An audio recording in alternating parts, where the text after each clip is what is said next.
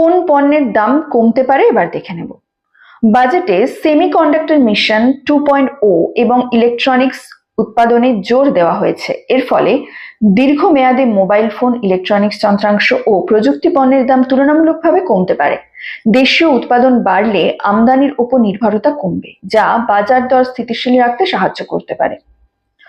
এবার দেখে নেব কোন পণ্যের দাম বাড়ার আশঙ্কা। জ্বালানি দামে সরাসরি স্বস্তি না থাকায় পরিবহন ও পরিষেবা খরচ ধীরে ধীরে বাড়তে পারে।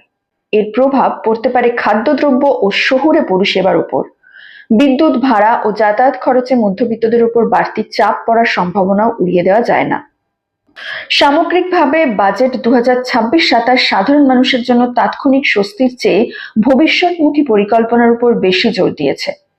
করদাতারা কিছুটা স্বস্তি পেলেও মূল্যবৃদ্ধি ও জ্বালানি খরচ নিয়ে উদ্বেগ পুরোপুরি কাটেনি। এই বাজেটের প্রকৃত প্রভাব বোঝা যাবে আগামী দিনে, যখন কর্মসংস্থান, বাজার দর ও জীবনযাত্রার খরচে এর প্রতিফলন দেখতে পাওয়া যাবে। সাধারণ মানুষের কাছে তাই এই বাজেট একদিকে আশার, অন্যদিকে সতর্ক, অপেক্ষার বার্তা নিয়ে এসেছে। ধন্যবাদ।